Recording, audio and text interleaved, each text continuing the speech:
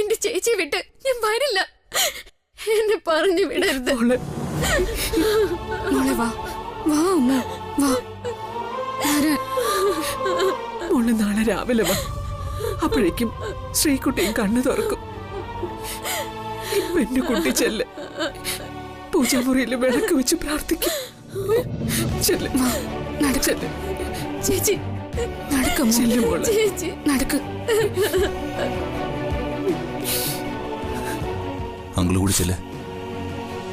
അവളെ രാജുവിന്റെ കൂടെ അയക്കാന്നാ വിചാരിച്ചേ. അമ്മൂന്റെ കൂടെ ഒരാള് വേണം. കാവേരി അപ്പച്ചിയാ അതിന് നല്ലത്. അമ്മുവിന്റെ കാര്യത്തിൽ ശ്രദ്ധ വേണമെന്ന് മുത്തച്ഛൻ പ്രത്യേകം പറഞ്ഞിട്ടുണ്ട്. അപ്പച്ചിയോട് അങ്കിളത് പറയണം. വല്യപ്പച്ചി അത്രമാത്രം അവളെ വേദനിപ്പിച്ചിട്ടുണ്ട്. ശരി മോനെ, ഞാനും കൂടെ ചെല്ലാം. രാജു, അവരോട് കാർ പാർക്കിംഗ് വരാൻ പറയും. ശരി.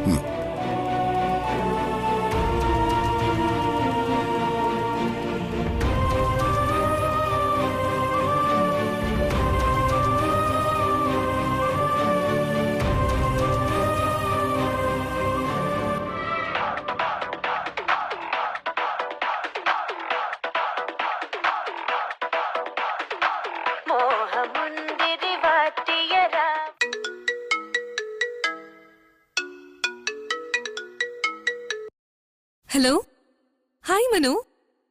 How are you? സഞ്ജന, നീ ഇപ്പൊ എവിടെയുണ്ട്? മടങ്ങിപ്പോയോ? ഹേയ്, ഞാൻ വീട്ടിലാ മനു. മടങ്ങിപ്പോയിട്ടൊന്നുമില്ല. എന്താ വിശേഷം? നീ സ്വാതിക്ക് പറ്റിയ ആക്സിഡന്റിനെ കുറിച്ച് അറിഞ്ഞോ? ആക്സിഡന്റോ? അയ്യോ, എപ്പോ? ഞാനൊന്നും അറിഞ്ഞില്ല മനു.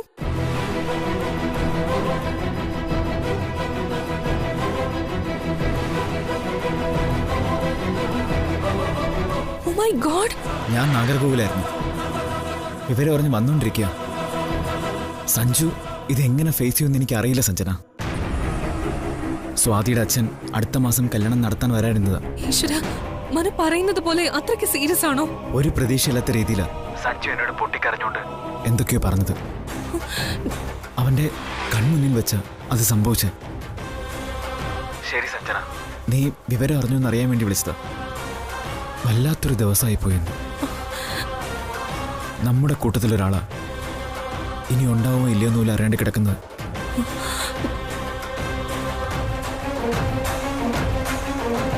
എന്താ മോളെ, ആരെ വിളിച്ചത്? മമ്മിയാണോ? മോളുടെ മുഖം വാടിയിരിക്കുന്നല്ലോ. മനോശങ്കറിന്റെ കോളായിരുന്നു. ഒരു ബാഡ് ന്യൂസ്. എന്താ? ഒരു ആക്സിഡന്റ് പറ്റി സ്വാതിക്ക്. ഹോസ്പിറ്റലിലും ICUല. 48 മണിക്കൂർ തികക്കില്ലെന്നാ മനു പറഞ്ഞത്. ഞാൻ സഞ്ജുവിനൊന്ന് വിളിക്കട്ടെ? ഇപ്പൊ വേണ്ട മോളെ. അറിഞ്ഞിട്ട് വിളിച്ചൊന്ന് ആശ്വസിപ്പിക്കാതിരിക്കുന്നത് മോശമല്ലേ മല്ലികാന്റി? ഞാനിപ്പോ അത് ചെയ്തില്ലെങ്കിൽ സ്വാതിക്ക് ആക്സിഡന്റ് പറ്റിയത് എന്നെ സന്തോഷിപ്പിച്ചെന്നല്ലേ സഞ്ജു കരുതൂ. മോള് പറയുന്നത് ശരി തന്നെയാ. വിളിക്കാം. അവിടെ നേരിട്ട് പോയി സഞ്ജുവിനെ കണ്ട് ആശ്വസിപ്പിക്കാം. പക്ഷേ ഇപ്പൊ ഒന്നും വേണ്ട. ഒരു കാരണവുമില്ലാതെ മല്ലികാന്റി ഇത് പറയില്ലെന്ന് മോക്കറിയാലോ. നടന്നിരിക്കുന്നതേ ആക്സിഡന്റ്. അല്പസമയം മോൾ എനിക്ക് താ. ഇതാ പിടിക്കേ.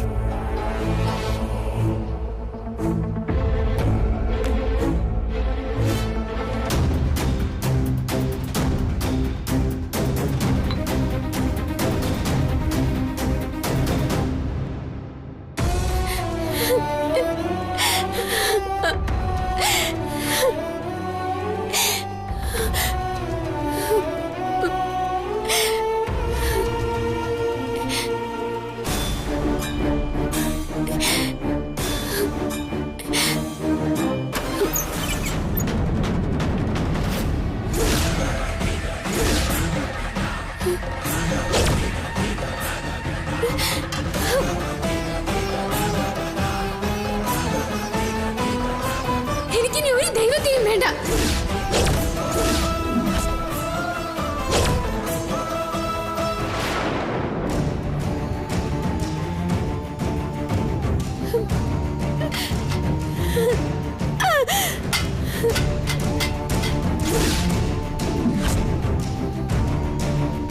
ഒരു ദൈവത്തെ ഞാനിനി പൂജിക്കില്ല. എന്തിനു നിന്നെ ഞാൻ ഇനി പൂജിക്കണം?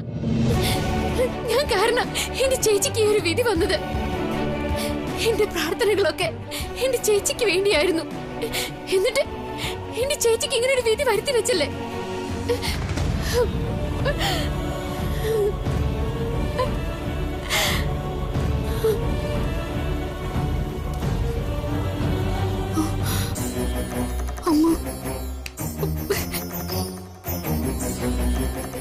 എന്റെ ദൈവം മരിക്കാൻ കിടക്കുന്നു.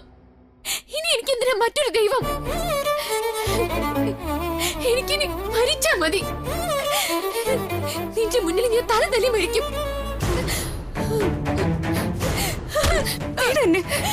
അമ്മോ, നീ എന്തായി കാണിക്കുന്നെ? അമ്മോ, അമ്മ മോളെ എന്തായി ചെയ്യേ? അമ്മ വേണ്ട ചേച്ചി, എനിക്ക് തല തല്ലി മരിക്കണം. അമ്മോ. ശ്രീകുട്ടിക്ക് ഒന്നും പറ്റില്ല മോളെ. കൃത്യസമയത്ത് അവളെ ഹോസ്പിറ്റലിൽ എത്തിച്ചില്ലേ? ഈ പരീക്ഷണം നമ്മൾ നേരിടും. നിന്റെ ചേച്ചി തിരിച്ചു വരും. ദിനേശേട്ടാ, എന്റെ മടിയിൽ കിടന്ന ചേച്ചി. അമ്മ, ശ്രീകുട്ടി നമ്മളെ വിട്ട് പോവില്ല മോളെ. എന്റെ ചേച്ചിക്ക് ഇത് വരാൻ കാരണം ഞാനാ. വീട്ടിന്നയച്ച കല്യാണാൽപ്പം വാങ്ങാൻ പോയതാ എന്റെ ചേച്ചി. എല്ലാം സഞ്ജു എന്നോട് പറഞ്ഞു. നീ ഒരു തെറ്റും ചെയ്തിട്ടില്ല. നമ്മുടെ ശത്രുക്കൾ കരുതി കൂട്ടി ചെയ്തതാ ഇത്. നിന്റെ ചേച്ചിയെ ദൈവം തിരിച്ചു തരുമോളെ. നീ മനസ്സുരി പ്രാർത്ഥിച്ചാൽ ദൈവം കേൾക്കും. മോളെ, നീ വല്ല അവിവേകവും കാണിച്ച ശ്രീകുട്ടിക്കത് താങ്ങാൻ കഴിയും. ബോധം തെളിഞ്ഞാലൂടെ അവൾ ആദ്യം അന്വേഷിക്കുന്നത് നിന്നെയായിരിക്കും. നീ സ്വയം തല തല്ലി കയറി മരിച്ച ഞങ്ങൾ അവളോട് എന്ത് പറയും? ദൈവത്തെ വിശ്വസിക്കാൻ എന്നോട് പറഞ്ഞത് നീയാ. ആ നീ തന്നെ ദൈവത്തെ തള്ളി പറയരുത്. ഇത് നമ്മുടെ സമയദോഷമാണ്. ശാസ്ത്രികൾ പറഞ്ഞത് അതല്ലേ? ഈശ്വര പ്രീതി കൊണ്ടേ നമുക്ക് ഈ പരീക്ഷണം മറികടക്കാൻ കഴിയൂ. ദൈവം ഒന്നും പിഴച്ചിട്ടില്ല. പ്രാർത്ഥിക്കുന്നവരെ ദൈവം കൈവിടില്ല മോളെ. നിന്റെ കണ്ണീര് ദേവി കാണും. നിന്റെ ചേച്ചിയെ തിരിച്ചു വരാൻ നീ പ്രാർത്ഥിക്ക്.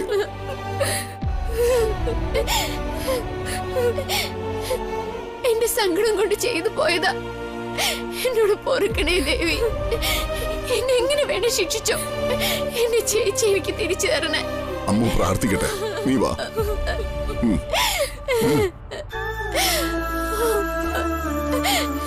എന്റെ ചേച്ചി ഒരു പാവ. ചേച്ചിക്ക് ഒരു ആപത്തും വരുത്താതെ സുഖപ്പെടുത്തണേ ദേവി.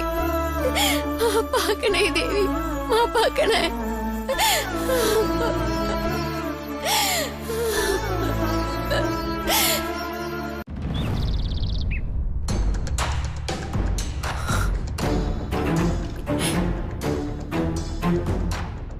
സർ,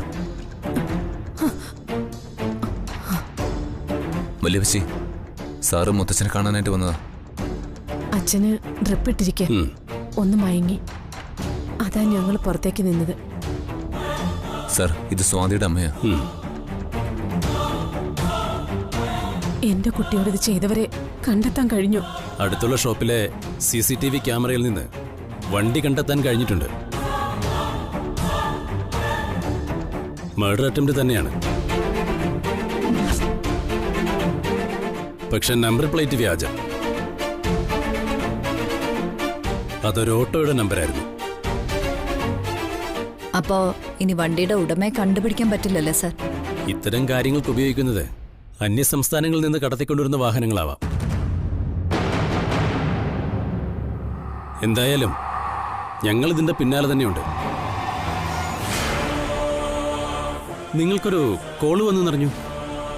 ആരാ വിളിച്ചെന്ന് വല്ല ഊഹമുണ്ടോ? ഒരു സ്ത്രീയാ വിളിച്ചത്. അവരുടെ പേരൊന്നും പറഞ്ഞില്ലേ. അച്ഛന്റെ ഫോണിലേക്ക് ഒരു പ്രൈവറ്റ് നമ്പറിൽ നിന്നാ കോള് വന്നത്. സോ ഞങ്ങൾക്ക് കോൾ ബാക്ക് ചെയ്യാൻ പറ്റിയില്ല. ഡാർക്ക് വെബ് വഴി ഈ സിം ഉപയോഗിച്ച് ഇന്റർനാഷണൽ നമ്പറിൽ നിന്നാണ് വിളിച്ചിരിക്കുന്നത്. ട്രാക്ക് ചെയ്യാൻ പറ്റാത്ത കാര്യമാണ്. നിങ്ങളുടെ ശത്രു പ്രബലരാണ്. നിങ്ങൾ ബിസിനസ് ചെയ്യുന്ന ആൾക്കാരല്ലേ? ശത്രുത ഉണ്ടാവുക സ്വാഭാവികമല്ലേ? വിളിച്ചത് സ്ത്രീയായ നിലയ്ക്ക് ആളെ പെട്ടെന്ന് ഐഡന്റിഫൈ ചെയ്യാൻ കഴിയും. ഇല്ല സർ, ഞങ്ങളുടെ എതിർ ഗ്രൂപ്പിൽ ഈ പറയുന്നൊരു സ്ത്രീയില്ല. ആരോഗ്യകരമായൊരു മത്സരം മാത്രമേ ഞങ്ങൾക്ക് എവിടെയുള്ളൂ. ആക്ച്വലി ഇത് ഞങ്ങളുടെ കുടുംബത്തോടുള്ള ശത്രുതയായിട്ടാണ് ഞങ്ങൾക്ക് തോന്നുന്നത്. ബിസിനസ്സുമായിട്ടാണെങ്കിൽ സഞ്ജുവിനെയോ എന്നെയോ വേണം കൊലപ്പെടുത്താൻ ശ്രമിക്കാൻ. അല്ലാതെ ഇതുമായി ഒരു ബന്ധവും ഇല്ലാത്ത ഒരു പാവം പെൺകുട്ടിയെ അല്ല. സഞ്ജുവിന്റെ നേരെയും ഇതൊക്കെ ഇതിനു മുമ്പ് നടന്നിട്ടുണ്ട് സർ. ACP ഹരിത മാഡം ഈ കേസിൽ ഇൻവോൾവ് ആയിട്ടുണ്ട്. മറഞ്ഞിരിക്കുന്ന ശത്രുക്കളുണ്ടോ എന്ന് നിങ്ങളൊന്ന് ആലോചിച്ച് നോക്ക്. ഞങ്ങൾ ഞങ്ങളുടെ വഴിക്കും അന്വേഷിക്കാം. എന്തെങ്കിലും വിവരം കിട്ടിയാൽ ഞാൻ അറിയിക്കാം. ശരി സാർ.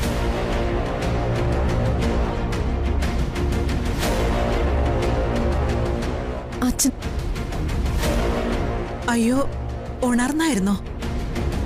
അച്ഛനെ വിളിച്ച് അവള് വിജയം ആഘോഷിച്ചത്. അച്ഛനോട് അവക്ക് ഇത്രയും പകയുണ്ടെങ്കിൽ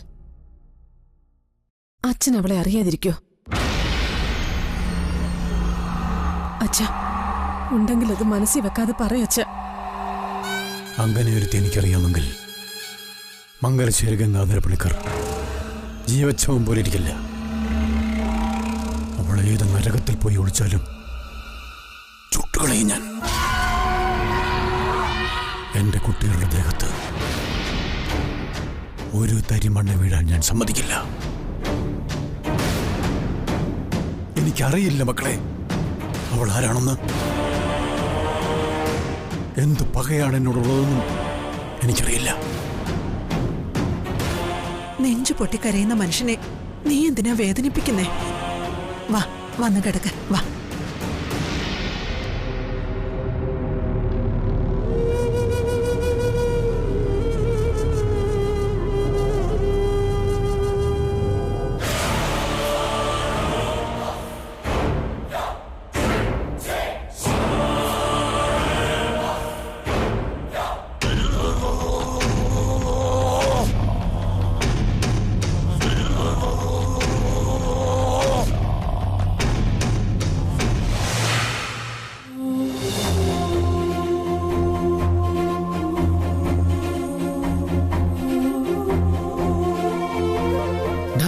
സഞ്ജു, ശരിക്കും എന്താണ് സംഭവിച്ചത്?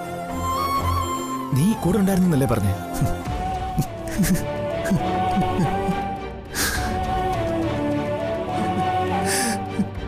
എന്റെ കൺമുമ്പിൽ വെച്ചാണ് അത് സംഭവിച്ചത്. കണ്ടു നിൽക്കാന്നല്ലാതെ എനിക്ക് മറ്റൊന്നിനും കഴിഞ്ഞില്ല. എന്റെ പാതി ജീവനാ വീണുപോയത്. അവളെന്നെ വിട്ടുപോയെന്നൊരു വാർത്ത കൂടി ഇനി എന്റെ കാതിലെത്താനുണ്ട്. പിന്നീട് സഞ്ജു ഉണ്ടാവില്ലടാ. സ്വാതിയില്ലാത്ത ലോകത്ത് ഒരു ജീവശവമായി എന്തിനു ഞാൻ ജീവിക്കണം? അവൾക്ക് നിന്നെ വിട്ടുപോകാനാവില്ലടാ. നീ ഇതാ ഈ സിറ്റുവേഷൻ ഒന്ന് നേരിട്ടാ മതി. മരണം വരെ നിന്റെ കൂടെ സ്വാതി ഉണ്ടാവും. ഞാനിത് നിന്നെ ആശ്വസിപ്പിക്കാൻ വേണ്ടി പറയുന്നതല്ലടാ സഞ്ജു. ദൈവം നിങ്ങളെ ഒന്നിപ്പിച്ചതാ. അത് നിങ്ങളെ വേർപെടുത്തി കളയാനല്ല. നീ തളർന്നു പോകരുത്. ഇങ്ങനൊരു ആക്സിഡന്റ് സംഭവിക്കാൻ എന്താ കാരണം? അവളുടെ കൂടെ നീയും ഉണ്ടായിരുന്നല്ലേ? ആക്സിഡന്റ് അല്ല, പിന്നെ അതൊരു കൊലപാതക ശ്രമം. Well planned murder attempt. സ്വാതി വീട്ടിൽ നിന്ന് ഇറങ്ങുമ്പോ തന്നെ ആരും അവളെ പിന്തുടർന്നിരുന്നു. അവളൊരു കൊറിയർ വാങ്ങാൻ പോയതാ. എന്നെ വിളിച്ചിട്ടാ ഞാൻ അങ്ങോട്ട് ചെന്ന്. കൊറിയർ വാങ്ങി അവളെ ഇറങ്ങി വരുമ്പോ അവളെ ഫോളോ ചെയ്ത വണ്ടി അവിടെ കാത്തു നിൽപ്പുണ്ടായിരുന്നു. എന്തിനവർ സ്വാതി ഉന്നം വെച്ചോന്ന് എനിക്ക് മനസ്സിലാവാത്തത്. അവൾക്ക് വേണ്ടത് എന്നെയാണെങ്കിൽ എന്നോടാവായിരുന്നില്ലേ? നീ ഈ പറയുന്ന അവൾ ആരാ? സംഭവം നടന്ന ഉടനെ മുത്തച്ഛനൊരു കോൾ വന്നു. ഒരിക്കലും ട്രാക്ക് ചെയ്യാൻ കഴിയാത്ത ഈ സിം ഉപയോഗിച്ചുള്ള ഇന്റർനാഷണൽ കോളായിരുന്നു അത്. അതല്ലെങ്കിൽ VPN വഴിയും ആവാം.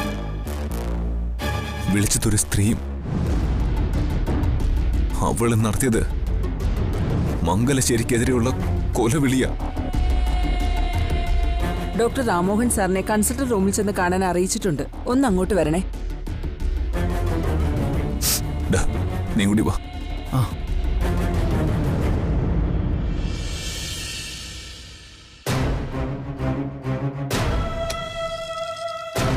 ഡോക്ടർ. വരൂ മിസ്റ്റർ സഞ്ജു.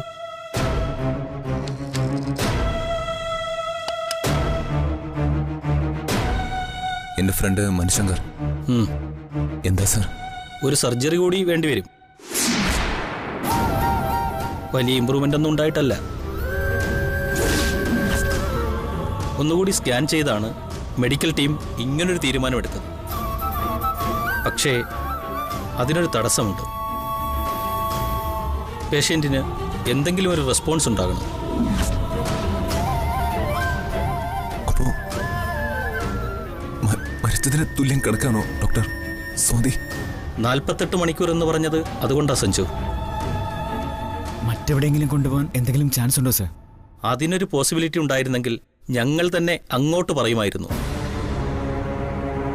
ഈ അവസ്ഥയിൽ പേഷ്യന്റിനെ പുറത്തേക്ക് കൊണ്ടുപോകുന്നത് വലിയ റിസ്ക്കാണ്. അതേപ്പറ്റി ചിന്തിക്കാൻ കൂടി പാടില്ല. ഡോക്ടർ അനന്തനാരായൺ ഇപ്പോൾ ഡൽഹിയിലാണ് ഉള്ളത്. അദ്ദേഹം നമ്മുടെ റിക്വസ്റ്റ് സ്വീകരിച്ച് ഇവിടെ വന്ന് കോംപ്ലിക്കേറ്റഡ് സർജറികളും ചെയ്യാറുണ്ട്. വിജയപ്രതീക്ഷയുണ്ടെങ്കിൽ മാത്രമേ അദ്ദേഹം അത് ഏറ്റെടുക്കൂ.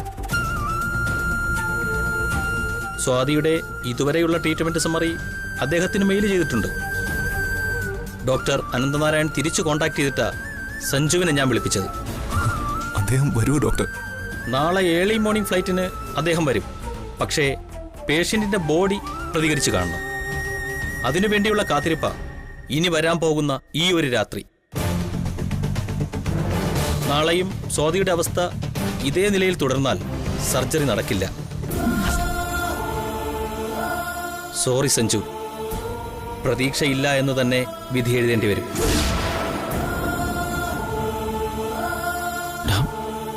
നന്നായി പ്രാർത്ഥിക്കൂ. നമ്മൾ എന്തൊക്കെ ചെയ്താലും എല്ലാം ദൈവത്തിന്റെ തീരുമാനം പോലെയായിരിക്കും. ആ മനസ്സോടെ സഞ്ജു പൊയ്ക്കൊള്ളൂ. എനിക്ക് സഞ്ജു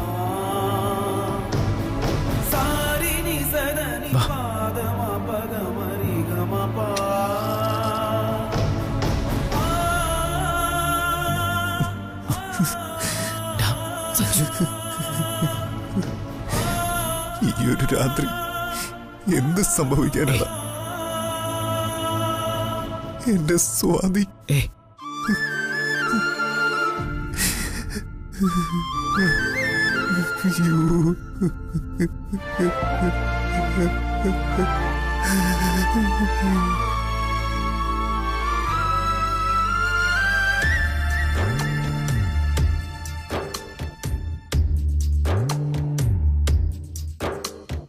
ചിരിമുകിലും മറന്നുപോയി മിഴി നിറയുന്നിതാ, കനവുകളും പറന്നു ദൂരെ വിട പറയുന്നിതാ. പുലരികൾ പൊഴിയവേ രാവായി മാറിയോ ദിനം, മൊഴികളാൽ മുറിയവേ താനേ തേങ്ങിയോ മനം. നിഴലേ നീ മാത്രമൊപ്പം.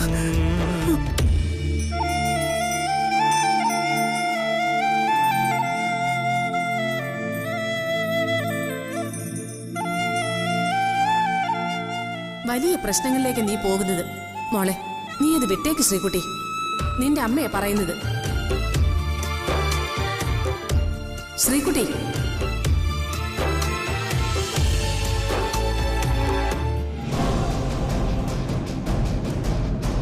ചൂട് കോഫി അവളുടെ മുഖത്തൊഴിക്കാൻ നിങ്ങൾക്ക് എങ്ങനെ മനസ്സ് വന്നു? നിങ്ങൾ ഒരു മനുഷ്യ സ്ത്രീയാണോ? ഇളയമ്മ അമ്മുവിനോട് സോറി പറയണം. കവിതേച്ചി എന്നോട് ക്ഷമിക്കണം. തെറ്റ് പറ്റിയത് എനിക്ക്. മിണ്ടരുത് നീ. നിന്നോടല്ല ഞാൻ സോറി പറയാൻ പറഞ്ഞത്. ഇവള് പറഞ്ഞില്ലെങ്കിൽ നീ എന്ത് ചെയ്യും? ഇവളെയും കൊണ്ട് ഈ നിമിഷം ഞാൻ ഈ വീട്ടിൽ നിന്ന് ഇറങ്ങും. സോറി.